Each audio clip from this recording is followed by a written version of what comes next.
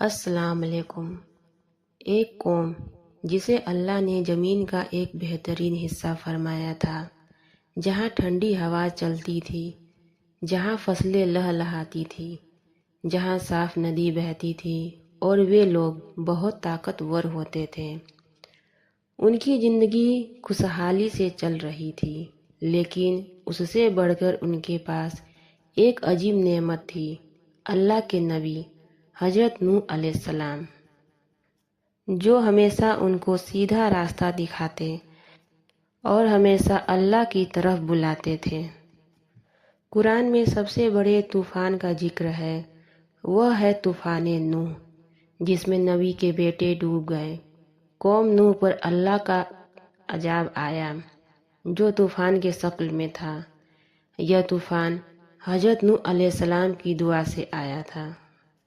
یہ طوفان کیوں آیا؟ یہ کشتی کس کی تھی؟ آج ہم جانیں گے اس واقعہ کے بارے میں، جسے طوفان نوح کہتے ہیں۔ حضرت آدم علیہ السلام کی نسلیں بہت نیک تھی، لیکن 1000 سال کے بعد شیطان نے ان کو بہکانا شروع کر دیا۔ شیطان نے ان سب کو بہکانے میں کوئی کسر نہیں چھوڑی، کیونکہ شیطان نے اللہ تعالیٰ سے قیامت تک کی زندگی مانگی تھی۔ اس لیے شیطان نے اللہ تعالیٰ کی دی ہوئی مہلت میں لوگوں کو کفر اور شرک میں تبدیل کر دیا۔ بہت سال گزر چکے تھے۔ حضرت آدم علیہ السلام، حضرت شیش علیہ السلام اور حضرت ادریس علیہ السلام کی دی گئی تعلیم کو لوگ دھیرے دھیرے بھول چکے تھے۔ حضرت ادریس علیہ السلام نے ان لوگوں کو جو کفر اور شرک میں تبدیل ہو چکے تھے بہت سمجھایا اور ان کے کافرانہ حرکت کو ختم کرنے کے لیے جہاد بھی کیا۔ جو کچھ سمے تک لوگوں نے ان کی باتوں کو مانا اور وہ سب لوگ دین کی طرف لوٹ رہے تھے اور پھر اللہ تعالیٰ کو یاد کرنے لگے۔ ادریس علیہ السلام کی وفات کے بعد وقت گزرتا گیا۔ کچھ سمے بعد زمین پر پھر ابلیس نے وسوسے پھیلانا شروع کر دیا اور لوگ شرک میں پھر ڈوب گئے۔ شیطان ابلیس نے لوگوں سے کہا، کچھ بزرگ کو یاد رکھنے کے لیے ان کے بت بنا لیے جائیں۔ لوگوں نے ابلیس کی بات مان لی۔ لوگوں نے انہیں یاد کرنے کے لیے بت بنا لیے اور کہنے لگے، جب ہم انہیں دیکھیں گے تو یاد کریں گے۔ لوگ اس بات پر عمل کرنے لگے، لیکن اس سمے بتوں کی پوجا نہیں ہوتی تھی۔ وقت گزرتا گیا، نئی نسلیں آئی جنہیں پوری بات نہیں معلوم تھی۔ اب یہ لوگ بتوں کے سامنے جاتے، ان کی آگے سر جھکاتے اور مدد کی گہار کرنے لگے۔ آہستہ آہستہ لوگوں نے بتوں کی پوجا شروع کر دی۔ اس طرح انسان کے تاریخ کا پہلا شرک شروع ہوا۔ ان لوگوں کا ماننا تھا کہ یہ لوگ بڑے بزرگ اللہ والے تھے، اللہ کی عبادت کیا کرتے تھے۔ ہم سب جانتے ہیں کہ اسلام میں مجسمے بنانا حرام ہے۔ پھر یہ نظریہ آ گیا کہ اللہ تعالیٰ نے ان بزرگوں کو کچھ اختیار دیے ہیں۔ ان کی عقیدے کے مطابق ایک بت ان کی ضرورتوں کو پورا کرتا تھا اور دوسرا بت انہیں مشکلوں سے بچاتا تھا۔ آہستہ آہستہ اللہ کی عبادت بند ہو گئی اور بت پرستی عام ہو گئی۔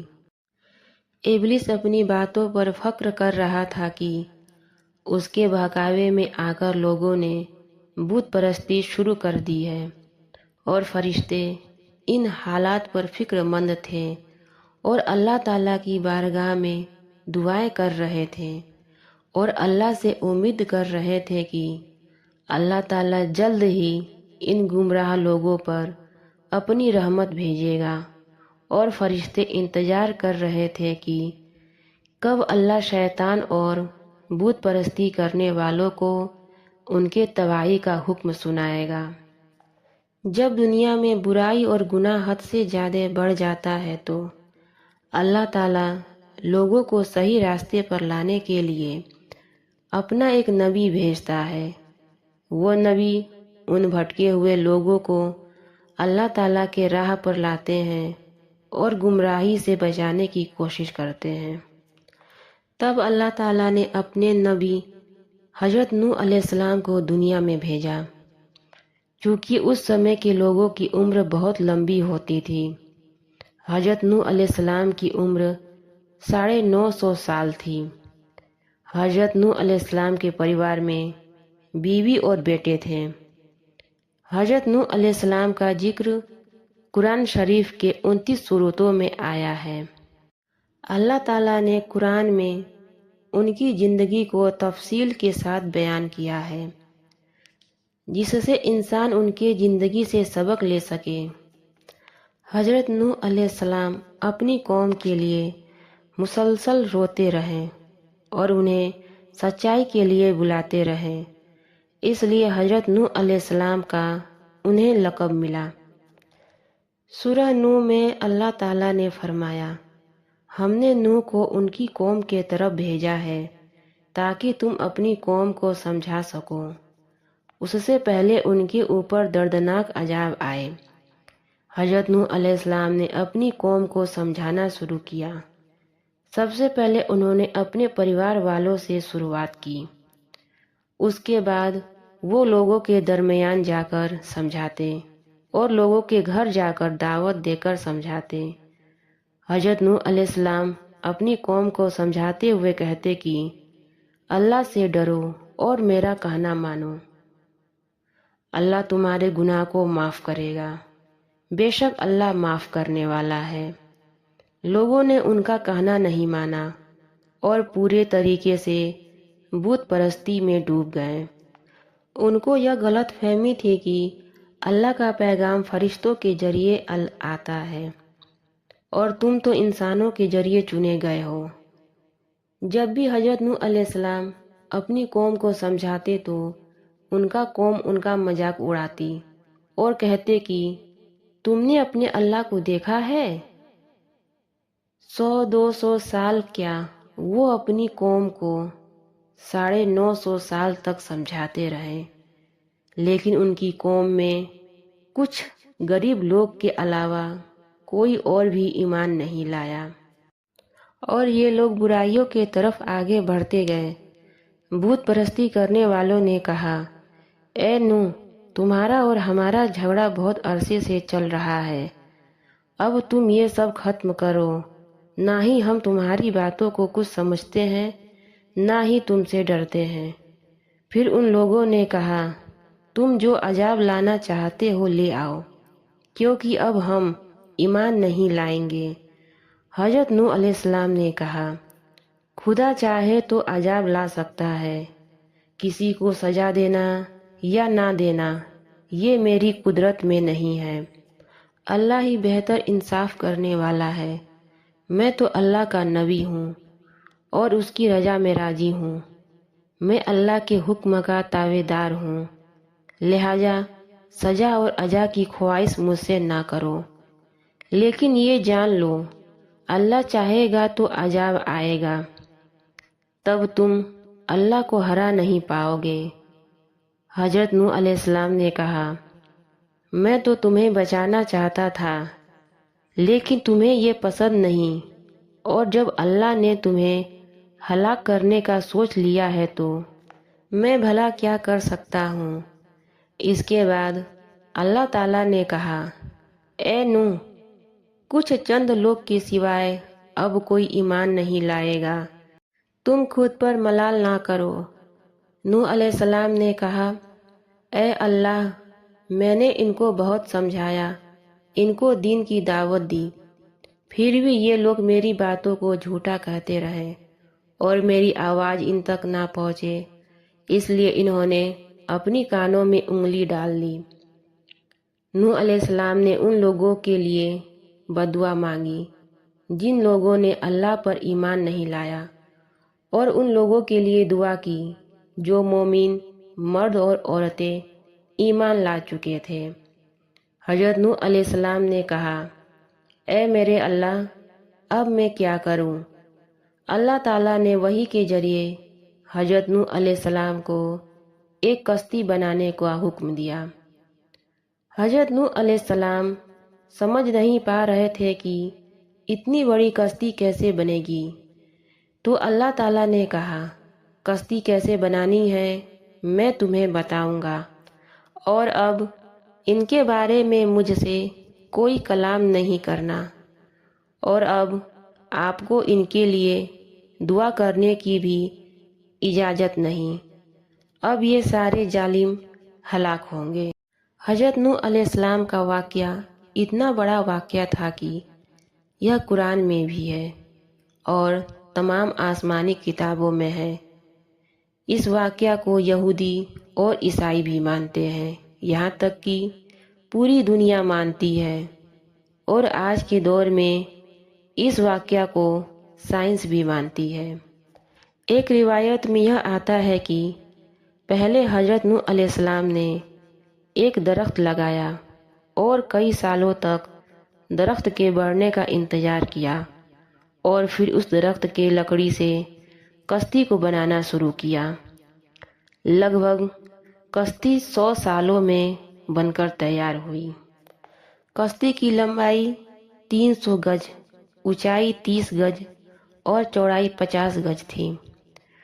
کشتی کو اس طریقے سے بنایا گیا تھا کہ کشتی میں کہیں سے پانی نہ جا سکے۔ کشتی دائیں بائیں آگے پیچھے اور اوپر سے ڈھکی ہوئی تھی۔ کشتی کو 3 منزلوں میں بنایا گیا تھا، پہلا حصہ انسان اور پرندوں کے لیے، دوسرا حصہ عام جانوروں کے لیے، اور تیسرا حصہ درندوں کے لیے تھا۔ بہرحال جب حضرت نوح علیہ السلام اللہ کے حکم سے بنا رہے تھے تو لوگ وہاں سے گزرتے اور ان کو کشتی بناتے ہوئے دیکھتے اور ان کا مذاق اڑاتے۔ کشتی سوکھی زمین پر بن رہی تھی اور لوگ ان سے کہتے تم یہ کشتی کہاں چلاؤ گے؟ کشتی تو پانی پر چلتی ہے، اور یہاں تو دور دور تک پانی کا کوئی نام و نشان نہیں ہے۔ حضرت نوح علیہ السلام کی قوم کے لوگ کہتے نوح تم کیا کر رہے ہو؟ کبھی تم دین کی دعوت دیتے ہو، کبھی اللہ کے عذاب سے ڈراتے ہو، کبھی تم صحیح راستے پہ چلنے کو کہتے ہو، اور اب تم سوکھی زمین پر کشتی بنا رہے ہو، کیا تم پاگل ہو گئے ہو؟ اور قوم کے لوگ ایسی باتوں سے ان کا مذاق اڑاتے تھے۔ حضرت نوح علیہ السلام کہتے آج تم مجھ پر ہنس رہے ہو، ایک دن میں تم پر ہنسوں گا جب تم پر اللہ کا عذاب نازل ہوگا۔ وہاں سے ایک بوڑھی عورت گزر رہی تھی۔ وہ بوڑھی عورت نے نوح علیہ السلام کو دیکھا اور پوچھا اے نوح تم یہ کشتی کیوں بنا رہے ہو؟ تب نوح علیہ السلام نے جواب دیا اللہ کے حکم سے ایک بہت بڑا طوفان آنے والا ہے جس میں سارے کافر تباہ ہو جائیں گے اور ایمان والے اس کشتی میں سوار ہو جائیں گے۔ تب اس بوڑھی عورت نے کہا جب طوفان آئے گا تو مجھے بھی بتا دینا تاکہ میں بھی کشتی میں سوار ہو جاؤں۔ تب نوح علیہ السلام نے جواب دیا جب طوفان آئے گا تو میں بتا دوں گا۔ اللہ کے حکم اور مدد سے کشتی بن کر تیار ہو گئی۔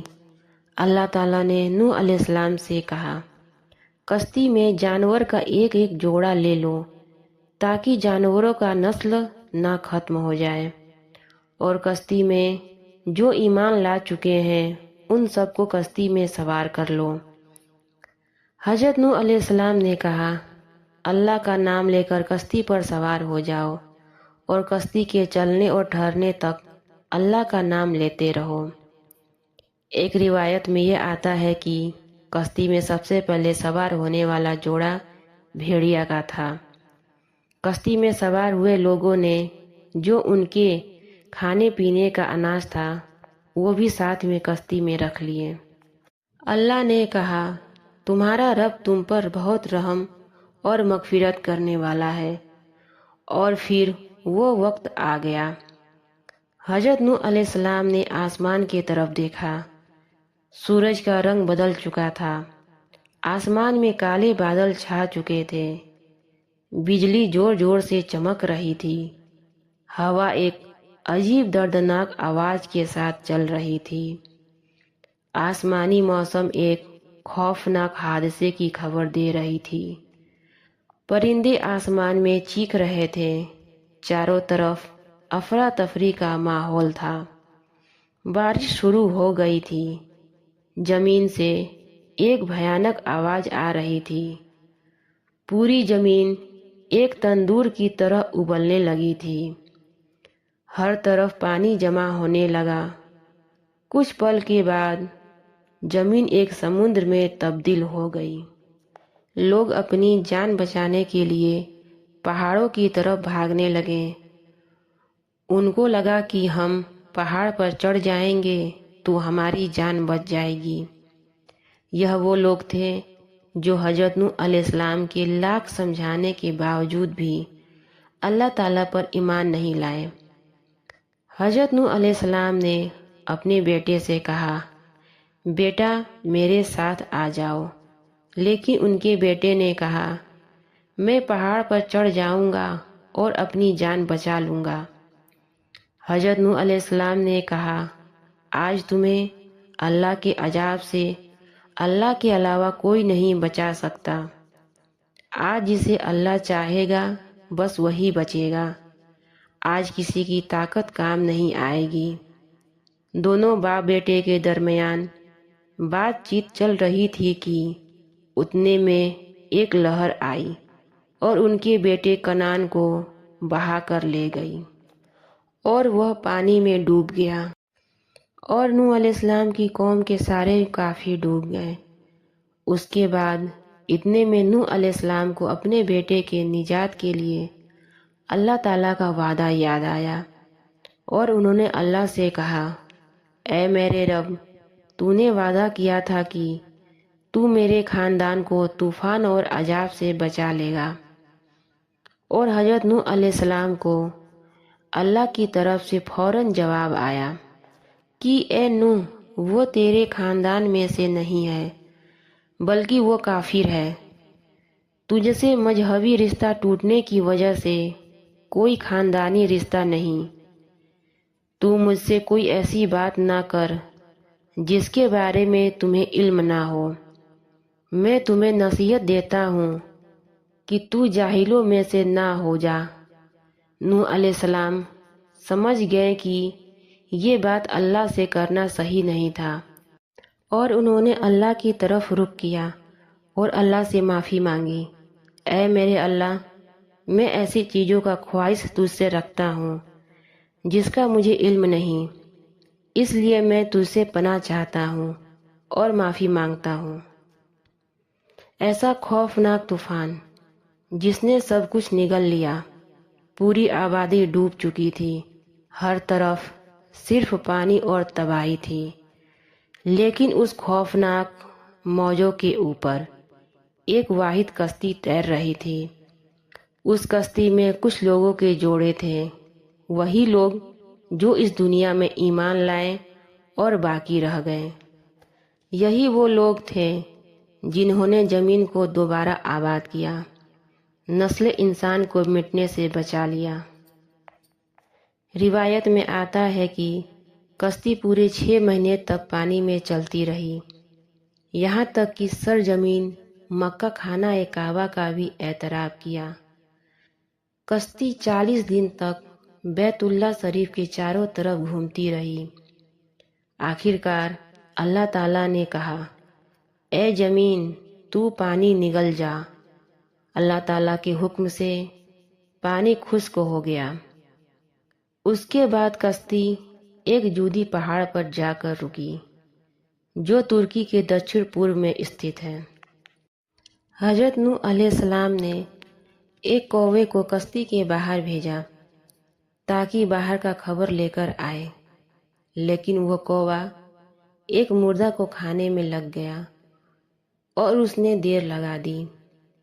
फिर आपने एक कबूतर को भेजा, वह कबूतर वापस आ गया।